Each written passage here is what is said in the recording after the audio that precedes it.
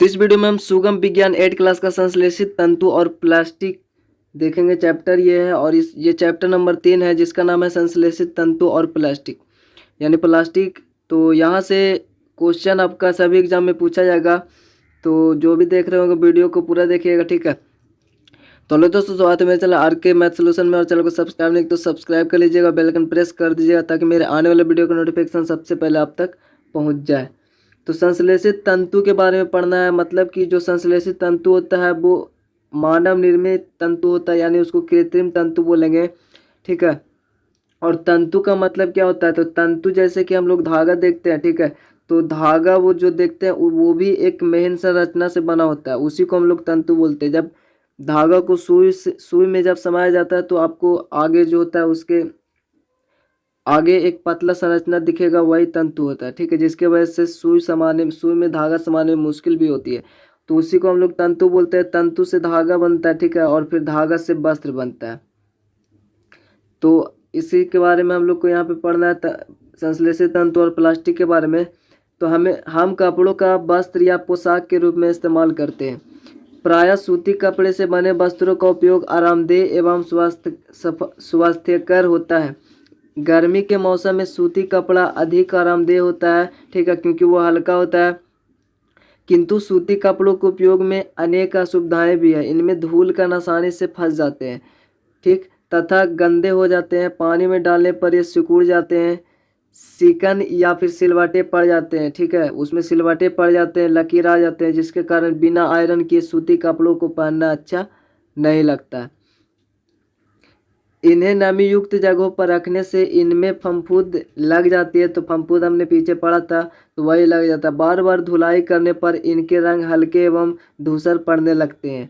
सूती कपड़े के समान लीलन कपड़े में भी फफूंद सुगमता से लग जाता है। लीलन कपड़ा का आपको यहाँ पर स्क्रीन पे दिख जाएगा, तो उसी के समान ये भी एक सूती कपड़े के समान ही लीलन कपड़े में भी इसमें भी आसानी से फफूंद लग सकता है, परंतु ये सिकुड़ते नहीं है, ठीक है।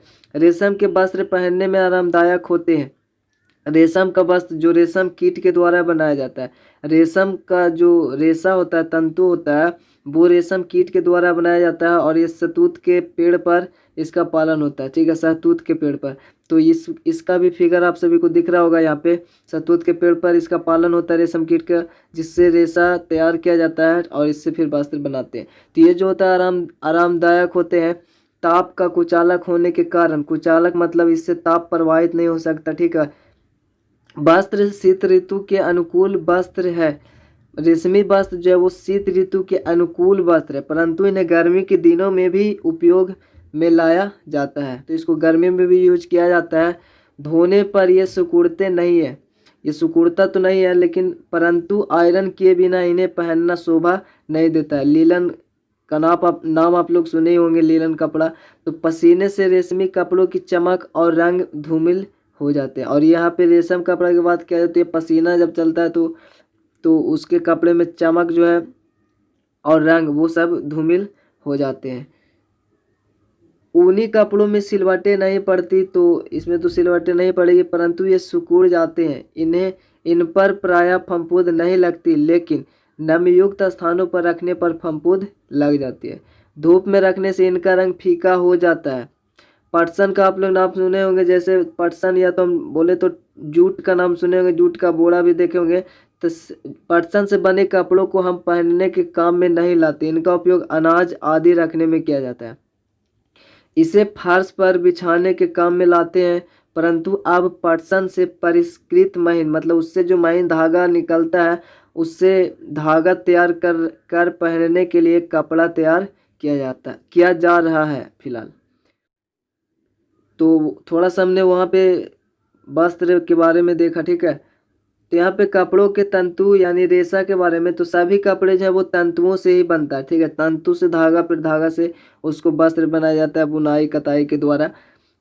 तो विभिन्न प्रकार के तंतुओं से विभिन्न प्रकार के कपड़े बनते हैं। तंतु जो होता है वो दो प्रकार के होते हैं। पहला है प्राकृतिक तंतु, ठीक है। प्राकृतिक तंतु यानी नेचुरल फाइबर्स और संश्लेषित तंतु यानी सिंथेटिक फाइबर्स। प्राकृतिक तंतु जो होता है वो प्राकृतिक स्रोतों या जैसे पौधा या फिर जानवरों से प्राप्त होते हैं। उदाहरणार्थ में मतलब एग्जाम्पल में यहाँ पे सूती, रेशमी, ऊनी आदि प्राकृतिक तंतु है। सूती हो गया, रेशमी हो गया, ऊनी हो गया, ठीक है। संश्लेषित तंतु कृत्रिम स्रोत से प्राप्त होते हैं। मतलब कृत्रिम का मतलब जो आर्टिफिशियल यानी जो मानव बनाते हैं उसको बोलते हैं। तो ये वैज्ञानिकों को द्वारा कृत्रिम तरीके से प्रयोगशालाओं में तैयार किया जाता है। 19वीं सदी में जैसे नायलॉन का नाम सुने हो, तो 19वीं सदी में जो है वो रेशम के समान रेशा बनाने में मतलब कि सफल रहे 19वीं सदी में वैज्ञानिक लोग प्रयोगशाला में, ठीक है। तो ये किया जाता है और इसी कारण से इन्हें संश्लेषित अथवा मानव निर्मित तंतु कहते हैं। संश्लेषित इसीलिए कहा जाता है क्योंकि इन्हें वैज्ञानिक के द्वारा प्रयोगशालाओं में बनाए जाते हैं। उदाहरण के लिए यहाँ पे नायलॉन हो गया, रेयॉन हो गया और पॉलिस्टर हो गया, ये सब का नाम सुने होंगे। तो आदि ये सब संश्लेषित तंतु हैं। तंतुओं के उपयोग से पोशाक के लिए कपड़े के अतिरिक्त अनेक घरेलू चीज़ें जैसे पलंग के चादर हो गया, मोजा हो गया, ट्यूबब्रश, रस्सी आदि भी बनाए जाते हैं। तो कपड़ा के साथ साथ ये सब भी सामान बनाए जाते हैं कृत्रिम रेशे से, ठीक है, कृत्रिम तंतु से। तंतुओं से निर्मित सामानों की एक सूची बनाकर तालिक 3.1 में अंकित करें। प्राकृतिक एवं संश्लेषित तंतुओं से निर्मित सामानों को अलग अलग करने का प्रयास भी करें तथा उन्हें निम्नांकित तालिकों में अलग भी करना है। तो जैसे यहाँ पे नायलॉन हो गया, तो नायलॉन से जैसे पैराशूट में आप लोग देख, पैराशूट में इसका उपयोग किया जाता है। पहाड़ पर चढ़ने के लिए रस्सी जो बनाया जाता है इसी से होता है, ठीक है। तो और भी जैसे ब्रश देखे होंगे, ब्रश में आगे वो लगा हुआ रहता है जिससे आप लोग रगड़ते हैं मुँह, उसमें वो भी एक कृत्रिम तंतु है। तो यहाँ पे सामान का नाम लिखना है और प्राकृतिक है कि कृत्रिम है वो लिखना है, ठीक है। तो यहाँ पे आपको 4-5 लिखना है और यहाँ पे सिर्फ प्राकृतिक और कृत्रिम लिखना है। तो जैसे यहाँ पे आप लोग गाड़ी का सीट देखे होंगे, कार का सीट देखे होंगे, तो वो नायलॉन से बनता है, तो यहाँ पे कृत्रिम होगा। पैराशूट जो बनता है वो भी नायलॉन से बनता है, वो भी कृत्रिम हो सकता है होगा। तो रस्सी जो देखे होंगे आप लोग, प्लास्टिक टाइप से रस्सी होता है, ठीक है, तो वो भी नायलॉन से बनता है। और यहाँ पे कुछ जैसे कि आप और भी कुछ यहाँ पे इसी तरह से लिख सकते हैं।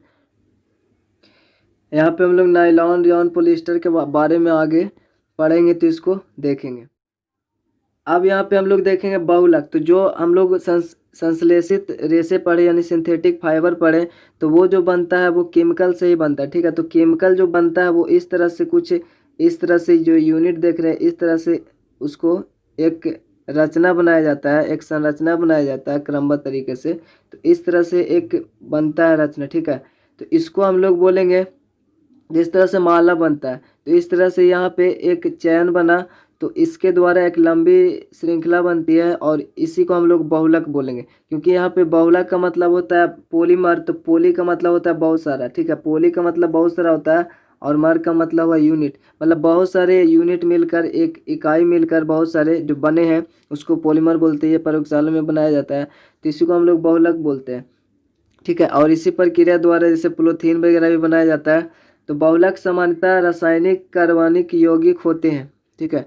कुछ यौगिक में एक विशेष गुण होता है जिसके कारण उपयुक्त परिस्थितियों में उनके 2 या उससे अधिक अणु जुड़कर एक जटिल बड़े अणु का निर्माण करते हैं। इस तरह की प्रक्रिया बहुलीकरण कहलाते हैं। मतलब इस तरह से जुड़ने की प्रक्रिया क्या कहलाते हैं? बहुलीकरण। तथा इस प्रक्रिया के उत्पाद बहुलक कहलाते हैं। तो इससे जो उत्पाद होता है उसको हम लोग बहुलक कहेंगे। बहुलक में समाविष्ट एकल इकाई के अणु जो होता है, मतलब जो एकक इकाई जो यूनिट हुआ उसको हम लोग एकलक कहलाता है, उसको एकलक कहेंगे यानी मोनोमर कहलाते हैं। और जो बहुत सारा होगा उसको पॉलीमर कहेंगे। मोनो का मतलब एक होता है, ठीक है। इस प्रकार बहुलक एक विशाल अणु होता है जो अनेक छोटी इकाइयों से, जिन्हें एकलक कहते हैं, से मिलकर बना होता है, ठीक है। तीसरा बहुलक जो होता है एक विशाल अणु होता है जो एकलक से बना होता है। पॉलीमर शब्द 2 ग्रीक शब्दों से, जैसे पॉली का मतलब हुआ जिसका अर्थ होता है बहु यानी अनेक, तथा मर का अर्थ होता है यहाँ पे मर जिसका अर्थ होता है भाग यानी इकाई यूनिट। तो इसके योग से बना है, अतः बहुलक अनेक आवर्ती यानी रिपीटिंग, मतलब बहुत सारे रिपीट होकर, बहुत सारे यूनिट का रिपीटेशन होकर ये बनता है। ठीक है। हमारे दैनिक जीवन में उपयोग अनेक बहुलक जैसे कि पॉलीथीन हुआ, संश्लेषित रेशे में जैसे कि पॉलिएस्टर हुआ, नायलॉन हुआ, तो हमने जो भी संश्लेषित रेशे देखे तो ये सब बहुलक के द्वारा बनता है। प्लास्टिक हुआ, प्राकृतिक एवं संश्लेषित जो रबर हुआ, वो सब आदि ये सब ज्ञात है। बहुलक प्रकृति में भी पाए जाते हैं। उदाहरण के लिए यहाँ पे कपास यानी जो कॉटन एक बहुलक है, क्योंकि जो कपास का तो पौधा होता है उससे निकलता है, तो जिससे मतलब कि जो एक बहुलक है, क्योंकि यहाँ पे जो सेलुलोज से वो होता है, मतलब वो एक तरह का सेलुलोज से बना होता है, और जिसे यहाँ पे जैसे बोल रहा है बहुलक है जिसे सेलुलोज कहते हैं। तो जिसको जैसे कपास कॉटन वो उसको सेलुलोज कहते हैं, और सेलुलोज जो है वो ग्लूकोज इकाइयों की एक विशाल संख्या से बना होता है। मतलब जिस तरह से वहाँ जो केमिकल से बना सिंथेटिक फाइबर, तो यहाँ पे इस तरह से बना। ठीक है, बहुत सारे इकाई यूनिट मिलकर बना।